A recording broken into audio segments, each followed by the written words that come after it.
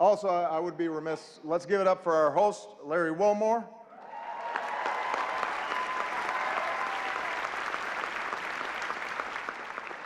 Also known as one of the two black guys who's not Jon Stewart. You're the South African guy, right? I love Larry. And his parents are here, who are from Evanston, which is a great town. I also would like to acknowledge some of the award-winning reporters that we have with us here tonight. Rachel McAdams, Mark Ruffalo, Leah Schreiber. Thank you all for everything that you've done. I'm just joking.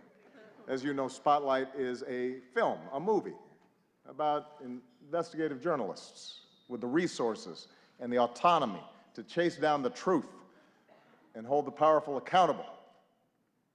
Best fantasy film since Star Wars.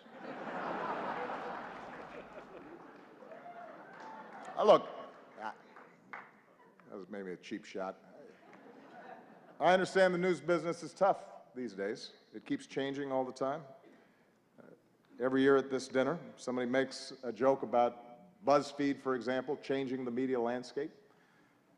And every year the Washington Post laughs a little bit less hard.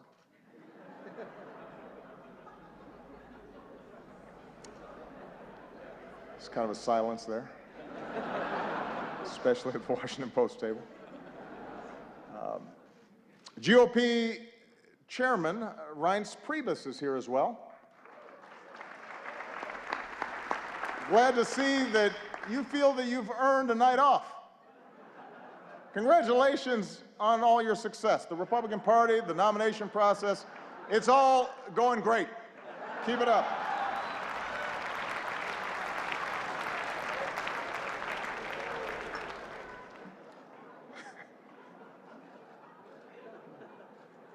Kendall Jenner is also here, and we had a chance to meet her backstage. She seems like a very nice young woman.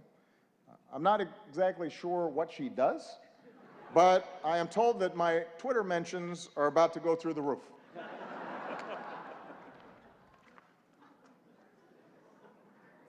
Helen Mirren is here tonight.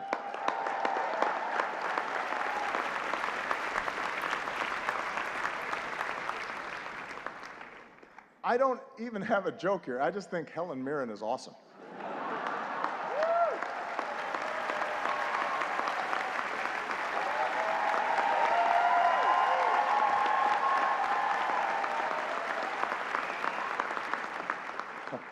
She's awesome. Sitting at the same table, I see Mike Bloomberg.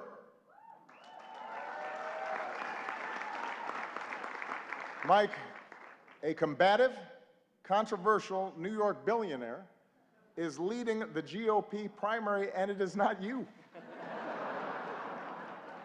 That has to sting a little bit.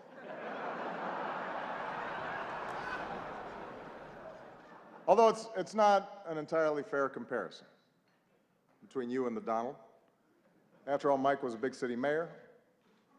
He knows policy in depth, and he's actually worth the amount of money that he says he is.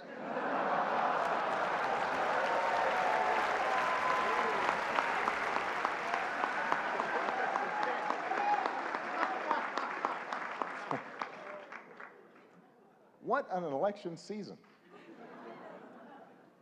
For example, we've got the bright new face of the Democratic Party here tonight, Mr. Bernie Sanders. There he is.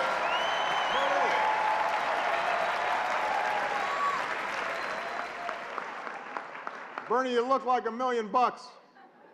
Or to put it in terms you'll understand, you look like 37,000 donations of $27 each.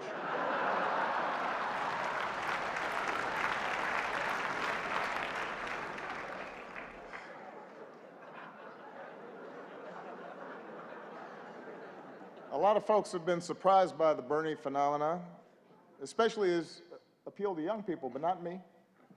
I get it. Just recently, a young person came up to me and said she was sick of politicians standing in the way of her dreams. As if we were actually going to let Malia go to Burning Man this year. Was not going to happen. Bernie might have let her go, not us.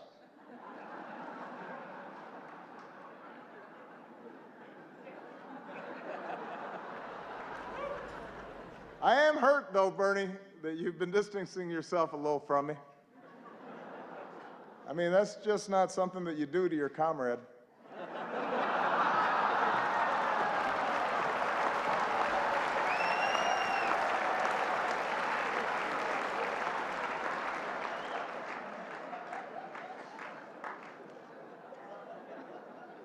Bernie's slogan has helped his campaign catch fire among young people.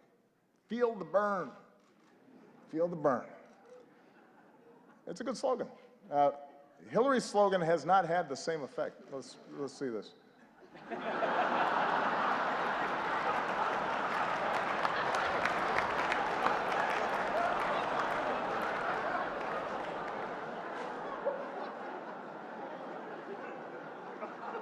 Look, I've said how much I admire Hillary's toughness, her smarts, her policy chops, her experience.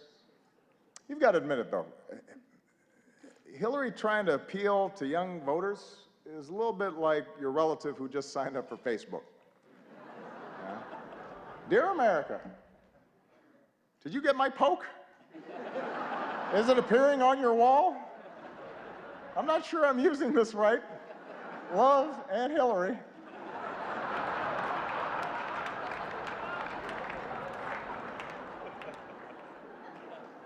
It's not entirely persuasive. Meanwhile, on the Republican side, things are a little more, how shall we say this, a little more loose.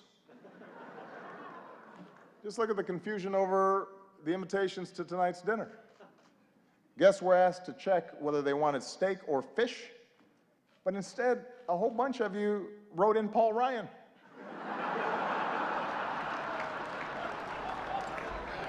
That's not an option, people. Steak or fish.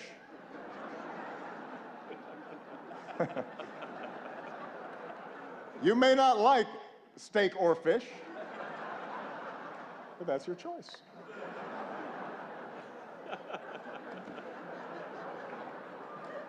Meanwhile, some candidates aren't polling high enough to qualify for their own joke tonight.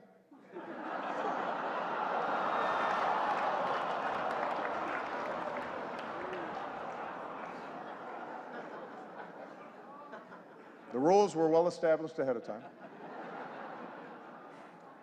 And then there's Ted Cruz. Ted had a tough week.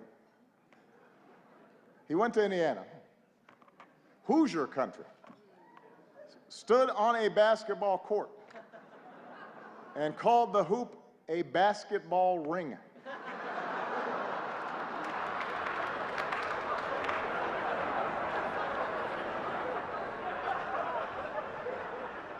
What else is in his lexicon?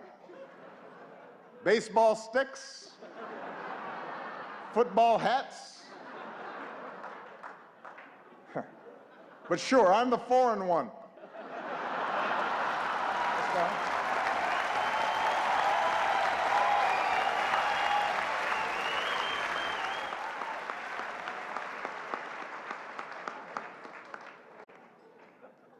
Well, let me conclude tonight on a more serious note. I want to thank the Washington Press Corps. I want to thank Carol for all that you do. You know, the free press is central to our democracy, and nah, I'm just kidding. You know I've got to talk about Trump. Come on.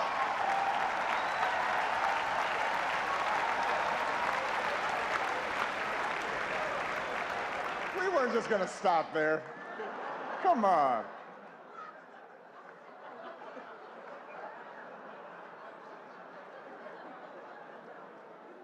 Although I am a little hurt that he's not here tonight. We had so much fun the last time. And it is surprising. You've got a room full of reporters, celebrities, cameras, and he says no. Is this dinner too tacky for the Donald? What could he possibly be doing instead?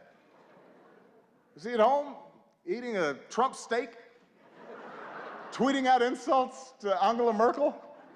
What's he doing?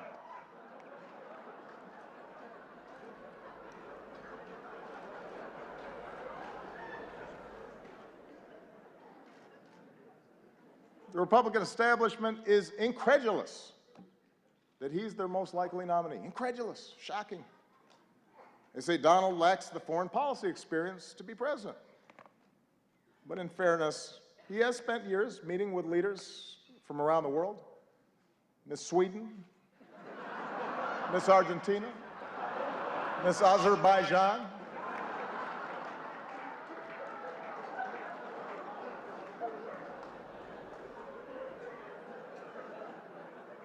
And there's one area where Donald's experience could be invaluable, and that's closing Guantanamo. Because Trump knows a thing or two about running waterfront properties into the ground.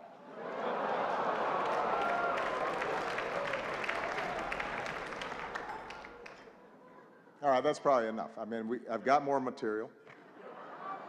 No. I don't want to spend too much time on the Donald. Following your lead, I want to show some restraint. Because I think we can all agree that from the start, he's gotten the appropriate amount of coverage, befitting the seriousness of his candidacy.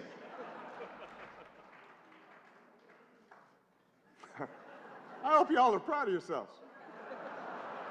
The guy wanted to give his hotel business a boost, and now we're praying that Cleveland makes it through July.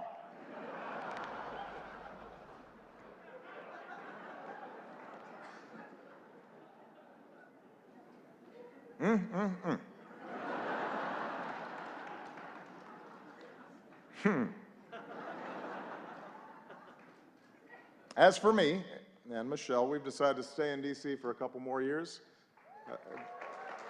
Thank you.